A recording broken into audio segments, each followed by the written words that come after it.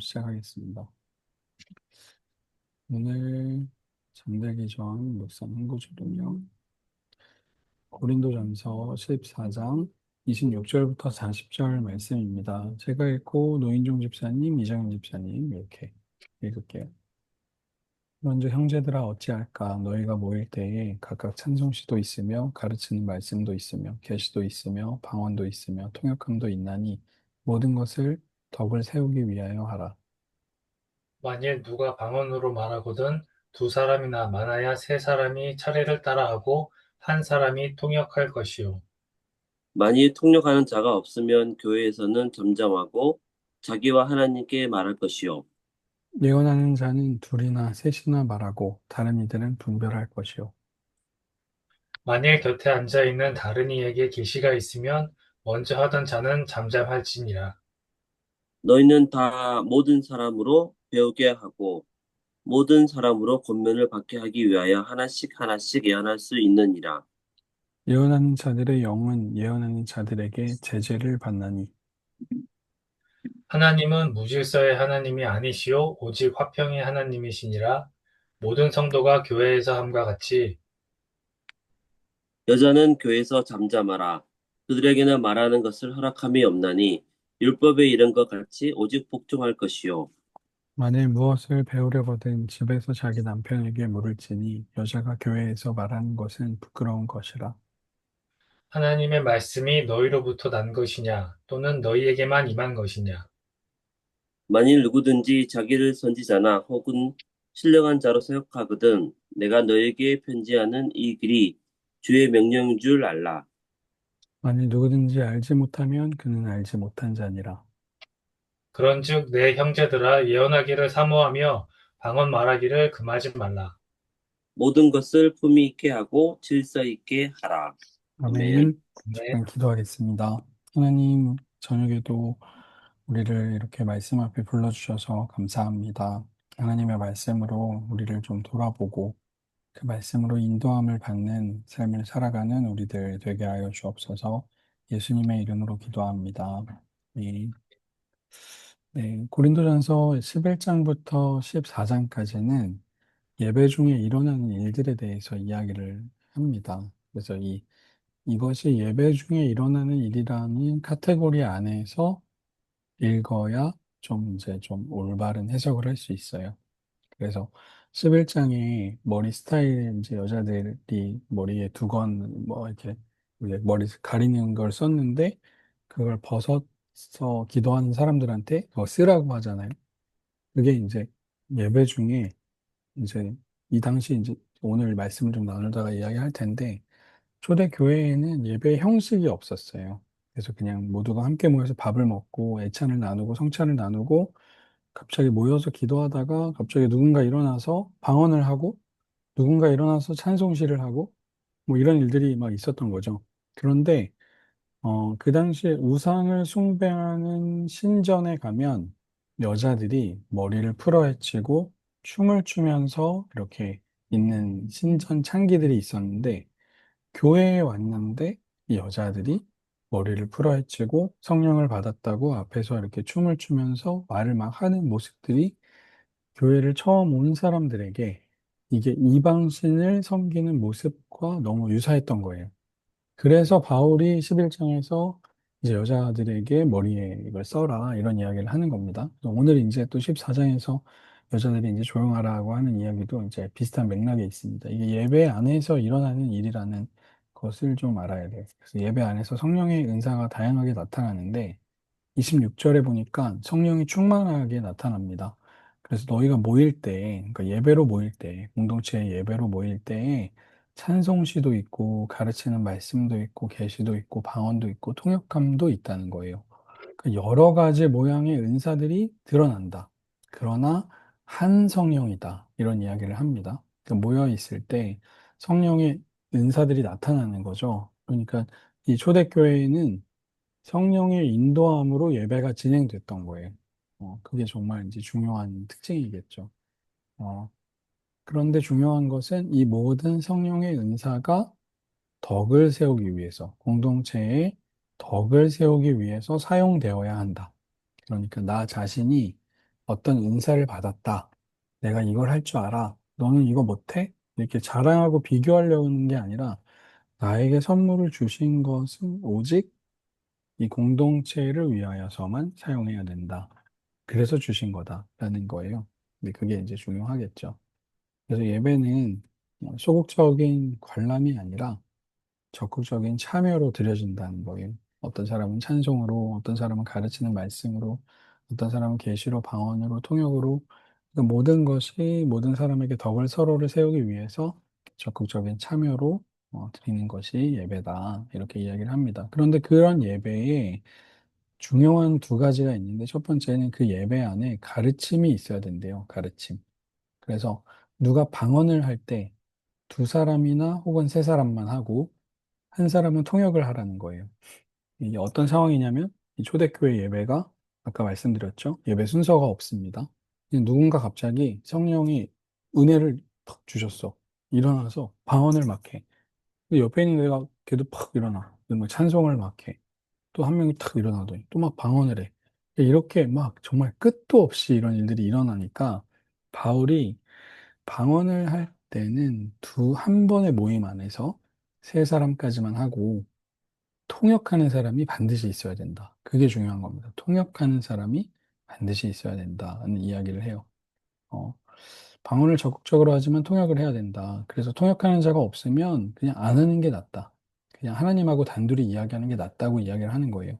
예언할 때도 마찬가지입니다. 그러니까 통역이 없는 방언은 하나님과 단둘이 말할 때만 사용해라. 예언도 마찬가지입니다. 예언도 둘이나 셋이나 하래요. 그리고 한 사람은 분별을 하라는 거예요. 적극적으로 예언을 하되, 예언은 이제 미래에 대한 이야기를 막 늘어놓는 게 아니라 하나님의 말씀을 맡은 사람이거든요. 그러니까 지금으로 치자면 아마 설교자와 가장 비슷한 사람이 예언자일 거예요. 말씀을 맡아서 설명하는 사람들이니까. 근데 갑자기 내가 말씀을 깨달았다. 그러면서 막 누가 얘기하는 거예요. 근데 여러 사람 하지 말고 둘이나 셋이나 하고 옆에서는 이게 진짜 하나님의 말씀이 맞는지 분별하는 사람이 있어야 된다는 거죠. 그래서 또 다른 사람이 누가 얘기를 할 때는 잠잠히 기다려야 된다. 그런 이야기를 하면서 이 예언은 혼자 독점하는 것이 아니고, 이것은 두세 사람만 분별하면서 해야 된다.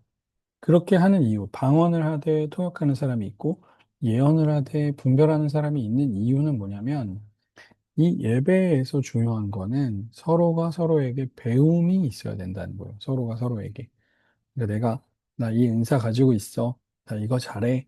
그래서 내가 잘하는 거 자랑하는 게 예배가 아니고, 그래서 그 은사를 통해서 하나님이 우리에게 말씀하시고자 하는 게 뭔데, 그 방언을 통해서, 예언을 통해서 하나님이 말씀하시고자 하는 게 뭔데, 거기까지 가야 된다. 그게 이제 예배 모임에서 아주 중요한 거라는 거예요. 그래서 예배 안에서 방언과 예언은 다른 사람의 배움을 위하여서 사용할 때 올바르게 사용된다는 거죠. 그게 이제 중요한 메시지입니다. 두 번째로 예배 안에 가르침만 있는 게 아니라 질서도 있어야 된다는 거예요, 질서. 이 당시 예배가 그랬다는 거잖아요. 33절에 보니까 하나님은 무질서의 하나님이 아니고 화평의 하나님이시래요. 그러니까 당시 예배가 그냥 막 질서가 없었거든요. 그러니까 얘도 일어나서 방언하고, 얘도 일어나서 찬양하고, 얘 일어나서 막 어떤 애 예언하고, 어떤 애 일어나서 막 통역하고 막 정신없죠. 근데 그런 모습이지만 그게 참 은혜롭지만 그러나 질서가 필요하다. 그런 이야기를 하는 거예요. 근데 이 이야기를 왜 하냐면 이제 문제가 있었습니다. 그게 뭐냐면 이제 그러니까 예배는 뭐냐면 성령의 인도하심과 인간의 질서가 함께 조화를 이루는 자리라는 거예요. 바울이 이야기하는 거잖아요. 질서를 이렇게 해라는 거는 바울이 가르쳐 주는 거잖아요. 그러니까, 사람의 지식으로 질서를 세우고 거기에 성령의 인도하심까지 같이 있어야 돼. 그게 예배다. 이게 정말 중요한 사실입니다. 지금 우리 현대 시대 예배도 마찬가지죠. 갑자기 뭐 담임 목사님이 설교하시다가 찬양하다가 기도하다가 또 설교하다가 막 이렇게 하지 않으시잖아요. 순서가 있잖아요. 그런 이제 질서는 인간이 세운 질서잖아요. 그 질서와 성령의 인도하심이 함께 가는 게 예배다. 이런 이야기를 왜 하냐면 34절에 보니까 갑자기 여자는 교회에서 잠잠하라고 이야기를 합니다. 지금 이 모임에 여자분들이 안 계셔서 참 다행이긴 한데요. 이게 무슨 얘기냐면, 그 고대 이 시대에도 여성들이, 어, 존중받지 못하던 시대였거든요. 그런데 복음을 듣고 종이든 주인이든 남자든 여자든 다 하나다, 다 동일하다. 이런 메시지를 들은 거죠. 그리고 교회 공동체 안에서 정말 종이랑 주인이랑 어울리고 남자랑 여자랑 어울리고 이런 일들이 일어났던 거예요. 그러면서 이 여자분들에게 방언과 예언과 이런 은사들이 많이 나타났던 거예요. 그러니까 무분별하게 나도 이거 가지고 있어. 나도 방언 받았어. 나도 예언 받았어. 그러면서 여기저기서 말을 하는 사람들이 너무 많았던 거죠. 그래서 바울이 질서의 하나님이라는 이야기를 하면서 여자분들에게 조용히 해라, 잠잠하라 라고 이야기를 하는 겁니다. 그러니까 방언은 중요해. 근데 두세 사람까지만. 예언도 중요해. 두세 사람까지만. 그리고 나머지는 잠잠해라. 말하지 말아라. 이렇게 이야기하는 거예요. 그 이야기를 하는 겁니다. 질서 없는 방언과 예언의 사용에 대해서 권면을 하는 거죠. 그래서 교회에서 말하는 게 부끄러운 거다. 질서 없이 은사를 막 사용하는 거, 이거 되게 권면하지 않는다. 이렇게 이야기합니다. 그리고 마치 너희에게만 성령을 받은 것처럼 그렇게 자랑하고 있었던 거예요. 이런 문제가 있었던 겁니다. 나 방언해, 나 예언해, 이걸 막 자랑하고 있었던 거예요. 그래서 바울이 이야기하는 거죠. 그래서 이 사람들이 마치 자기가 선지자 혹은 신령한 사람이라고 생각을 하고 있었던 거예요. 지나친 자랑을 했던 거죠. 그래서 바울이 그렇게 하지 말아라. 방언과 예언은 사모하지만 그거는 당연히 해야 하지만 품위 있고 질서 있게 해야 된다. 내 마음대로 하는 게 아니라 공동체의 질서 안에서 어, 은사가 사용될 때 아름답다. 이런 이야기를 이제 오늘 말씀을 통해서 하는 겁니다. 그래서 예배는 우리에게 주어진 은사가 질서 있게 배치되어서 사용될 때 정말 아름답게 드려질 수 있다는 이야기를 하는 거죠. 그래서 오늘 말씀을 다시 한번 보면 예배 중에 일어나는 일인데 성령 충만한 일들이 많이 일어났어요. 방언하고 통역하고 계시하고 가르치고 찬송 부르고 뭐 이런 일들이 한 공간 안에서 일어나는 곳이 예배. 그래서 예배는 내가 관람하는 게 아니라 내가 성령의 은사를 가지고 참여하는 게 예배다. 그렇게 이야기를 합니다. 그런데 그 예배에 가르침이 있어야 된다. 내가 가진 성령의 은사, 나에게 주신 성령의 은사가 자랑하려고 있는 게 아니라 이걸 통해 하나님이 우리에게 주시려는 가르침이 있어야 된다. 그리고 그 가르침도 우리에게 주신 은사도 질서 안에서 세워질 때 그 공동체가 정말 아름다운 주님의 공동체가 된다고 이야기를 하는 거죠. 그래서 예배 중에 성령의 인도함을 받는 순간이 우리 중에 우리에게 무엇이 있을까? 이 현대 예배는 사실 우리가 참여라고 얘기하지만 참여하는 부분이 많지가 않잖아요. 보통 설교자나 뭐 찬양대, 기도자만 말을 하지 다른 사람들은 그냥 이렇게 어, 듣는 입장이고 약간 이렇게 관객의 입장이잖아요. 그래서 어떻게 성령의 인도함을 받는 순간이 뭐가 있을까?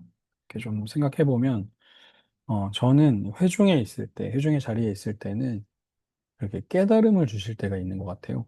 이렇게 뭐, 말씀 듣다가, 뭐, 이렇게 깨달음이 있을 때 꼭 노트를 하거든요. 담임쌤, 그 뭐, 슬기로운 믿음 생활 그것도 있지만, 뭐 이렇게 메모지를 들고 다니면서 노트를 해놓습니다. 근데 그런 게, 그런 깨달음의 인도하심을, 좀 주는 게 아닌가. 저는 이런 생각을 하고요.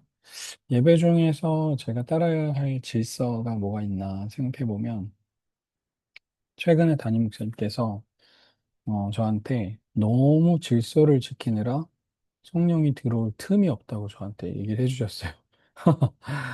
뭐, 금요 성령 집회 할 때도 제가 곡의 흐름 순서를 이렇게 짜놓고, 그거를 약간 좀 철두철미하게 지키거든요. 근데 담임 목사님이 그런 걸 아시고서는 좀 자유해라, 이렇게 이야기를 하셨는데, 저는 어쩌면 좀 질서를 뛰어넘는 그런 좀 자유함이 좀 필요하지 않을까, 그런 생각이 듭니다. 예, 제가 뭐 예배를 인도하는 입장에서 이렇게 질문을 쓰다 보니까 여러분들이 실제적으로 적용할 수 있는 게 많지 않은 것 같네요. 음, 네. 네, 우리 요 마지막 문장은 우리 천 집사님 읽어주시겠어요?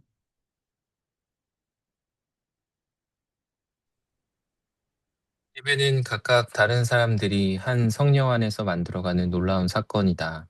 나를 자랑하는 시간이 아니라 질서와 은혜를 깨닫는 시간이다. 네, 감사합니다. 네. 네, 제가 기도하겠습니다. 하나님, 감사합니다. 우리에게 성령의 은사를 주시고 그 은사를 가지고 이렇게 살아갈 수 있도록 인도하시니 감사합니다. 나에게 주신 은사가 분명히 무엇인지 우리가 깨닫지 못할 때도 있지만 나에게 주신 작은 달란트를 통하여서 누군가를 세워주고 또 하나님의 은혜를 전하고 또 공동체의 질서를 세워가는 우리들 되게 하여 주옵소서. 성령께서 우리를 통하여서 우리가 속한 가족과 일터와 삶의 자리도 하나님의 나라로 세워가시는 줄 믿사오니 오직 사랑으로 우리에게 주신 귀한 은사들을 잘 활용할 수 있는 우리들 되게 하여 주옵소서. 이 밤에도 평안함 주실 줄 믿습니다. 감사하며 예수님의 이름으로 기도합니다. 아멘. 아멘. 아멘. 감사합니다. 수고하셨습니다. 수고하셨습니다.